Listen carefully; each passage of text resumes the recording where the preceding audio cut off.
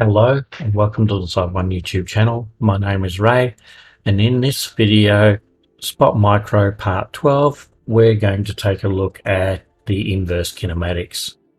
So in Part 11, we looked at the forward kinematics.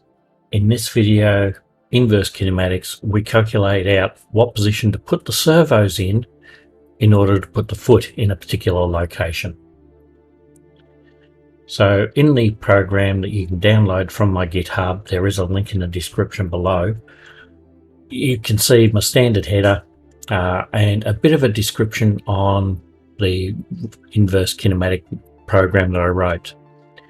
Now, because it's possible to request a position that the foot cannot physically make, we need to return an error. So I've actually defined 7 error codes. 0 is no error.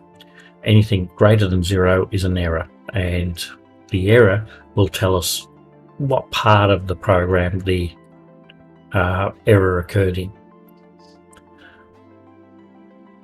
First thing we do when we call it is set error to 0. We're going to assume that everything worked okay before we finished it or start the program.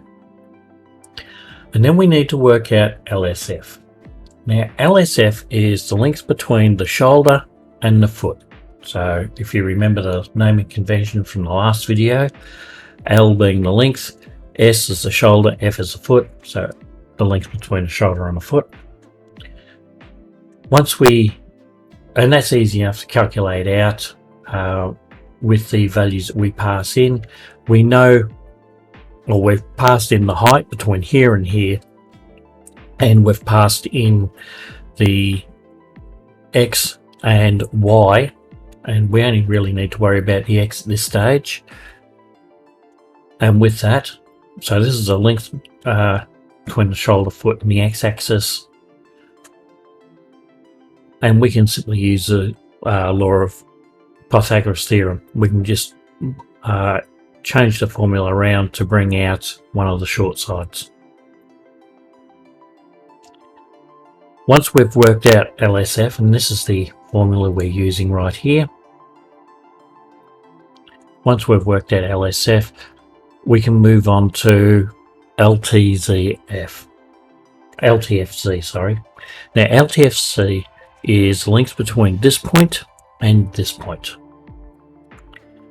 And I'll put an image up to show, you can see that in the picture.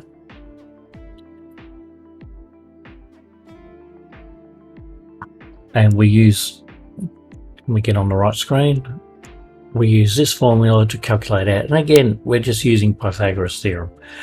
This is the easy part. Just working out the length between this point and this point makes a really big difference.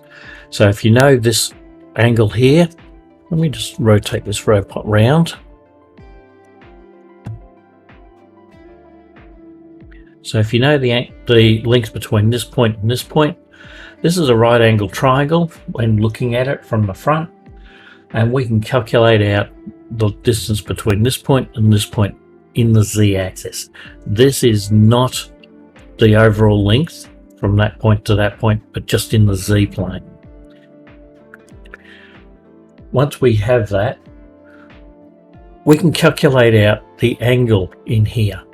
And we're going to call that AO, angle on the outside. And we've actually got a triangle formed from the bottom of the foot and straight up to here, to the shoulder pivot point. We're going to call that AI, the angle in that straight line.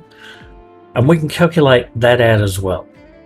Having those two angles, we can add those together. So AI is calculated with this line here, and that's quite simple. That's LSFX, so that's what we passed in at the very top. So that's the offset this way as passed in, and LSF is this long angle. So we'll just use the sine of LSF, that's that length here, divided by this length here, and that gives us that angle on the inside. And we can do the same here, LSF, again this length, but instead of using LSFX, we can use LST. We know this length between the shoulder and the top of the arm. So LST divided by that, it gives us the cosine, which gives us this angle in here. And knowing those two angles together, we can add them together, convert it from the radians that the program likes to work into degrees, and that gives us this overall angle. We know that the angle is working in different rotations, so we can correct for that with 180 minus our combined angles, and that gives us our servo position. We can then, so that's our outside angle routine. This is our servo calculating position, simply adding those two angles together. These are in radians, remember. And then we'll do a little bit of error checking and make sure that the servos are not going, well, this servo for the shoulder is not going to go out of the allowable range for the servo. Assuming all is well, we can continue on LTF. So with that, I'm actually changing.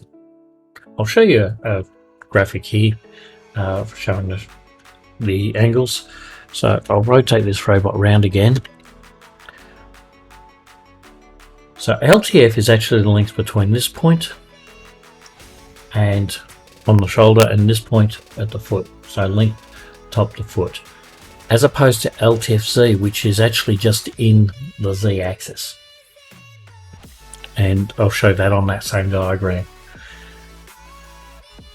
So we need to know what LTF is, and that's not a great, like a difficult one to work out. Again, we're going to use the square, the rule of squares, where we know where this foot is relative to the y-axis, or in the y-axis relative to the shoulder, and we know the height because we've already calculated that out previously as LTFC.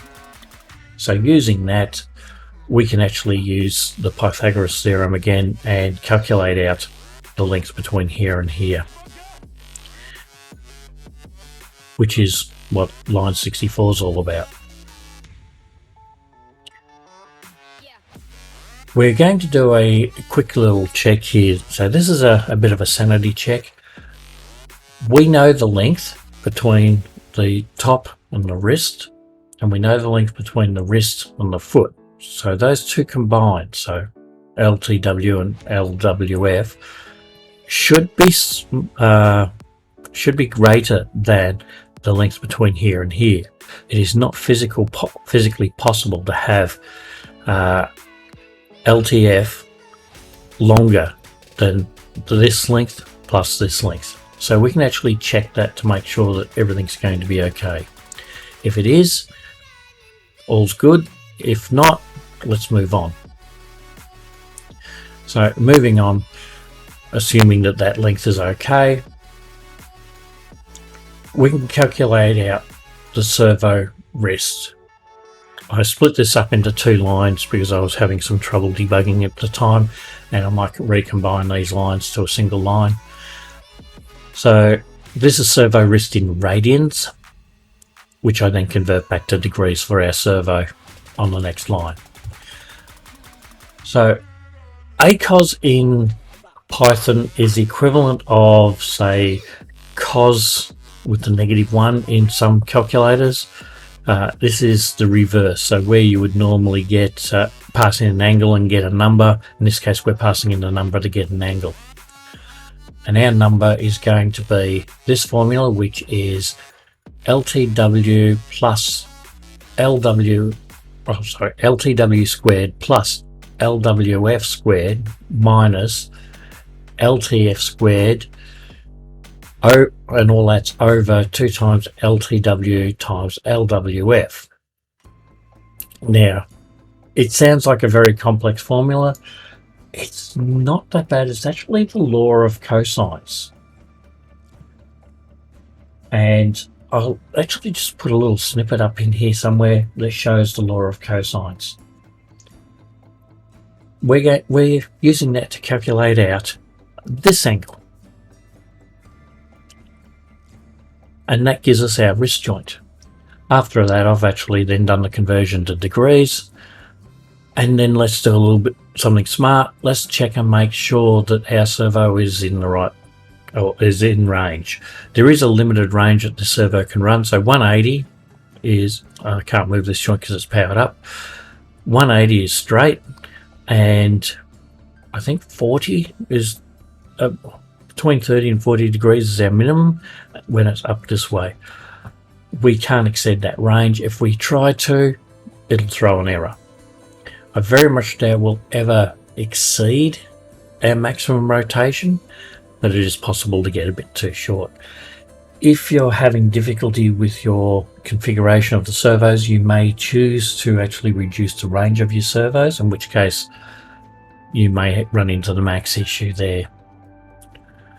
Right, assuming we've got that one okay and there's no error still, AFW is the next one we need to work out. So AFW is the angle between the foot, well, the angle here. If you would draw a line down through here and a line down through here, it's the angle here between the line to the foot and the line to the wrist, up at the arm. And we calculate that out with this line.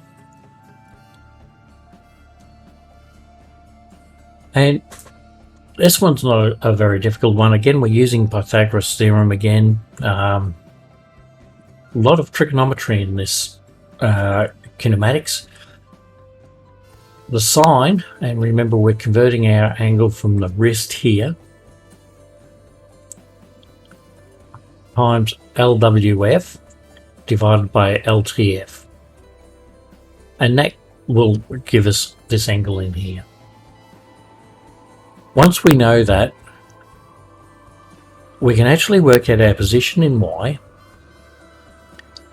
and knowing that our position in Y is, and in this case, because everything's hanging straight down and we've got sometimes being forward of that zero position, sometimes being to the back of that zero position, we actually need to check it because we're using a square. And we have been using a square, and so we'll always end up with a positive value. So when we go AF, if the foot is in front, that's all fine. It'll come back with that angle, AF. And now AF is, if we were to draw a right angle triangle down to the foot, let's say go forward and down, AF is the distance between the angle and the foot in its straight line. We need to calculate that one out, but if that foot is in front of the shoulder, AF is running forward. If it's behind the shoulder, AF is running backwards. And it's one of those ones where you can't really tell initially because things are squared out. So we need to make sure that AF is, or the incoming value is either positive or negative, and then we can apply the result as positive or negative. And then servos is AFW minus AF plus 90. The 90 is to account for the fact that our servos 90 degrees is pointing straight down.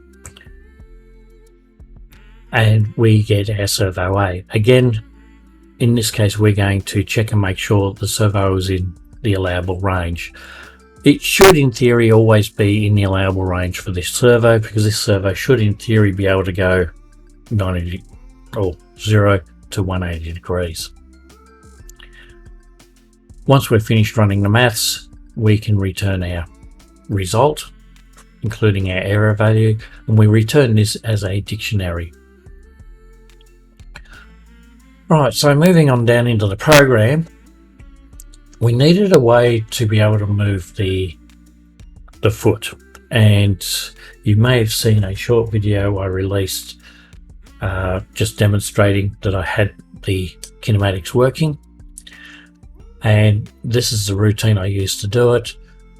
we actually call FLLeg. Now, if you remember from the last video, FLLeg, front left leg or front right leg for the next one down, it actually calculates out what the current joint angles are.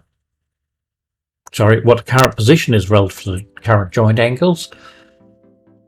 And using that, we can subtract off the current position. We can add on, the offset. We can subtract off the offset from the X, or from the center of the robot, and the X and the Y axis. Z, we've actually made the level of the shoulders. And then we can add the X and the Y values that we've passed in, plus the Z, to calculate out the direction and the amount of movement we actually want. Then we can run that into the inverse kinematics routine to come back with our dictionary, which we'll call servo pos. Check to see if there was an error. If there was no error, we can then just set the servos to those appropriate positions. And depending on which leg we're dealing with, we set the right group of servos. I also created another routine so you could actually put the foot into a specific location. So if you know where you want that foot in 3D space relative to the center of the robot, you can tell it to go straight there. And it will calculate that out and move straight there. Alright, so one of the things to note is this movement will run the servos at full speed in any of those directions. So it won't necessarily travel in a straight line. I'll come back and do that with speed control in the next Spot video. One of the things that is very critical is to make sure you've got the calibration of your servos spot on. If you haven't, then the routines are going to come back with errors. It might not necessarily go to where you're expecting it to go. Now, there is a lot of movement in this sideways. That's not coming from the servo for the shoulder, this sideways movement. It's actually coming from this joint here. So I think the only way I'm going to be able to fix that is to actually put a pin here and put a bracket over holding a bearing to actually strengthen that, give it a bit more stability. Now, somebody online has already come up with that same solution, and they have produce STL parts. So I think on the next video I'll print those parts out and install those, and then we'll come back and do our movements. Our movements are going to be speed control movements in the next video, like in the next bit of programming, and those speed control movements will allow for straight line movements of the servos by allowing each servo to run at a different speed so they all arrive at the same time, which will cause the joints to move move the foot to move in a straight line. So that'll be the next couple of videos coming up. So you don't miss those, don't forget to click on subscribe, like, ring that notification bell. I have a Patreon account.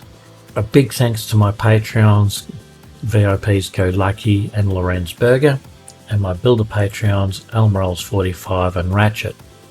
If you'd like to join them in helping support the channel and getting these videos earlier, there's a link in the description.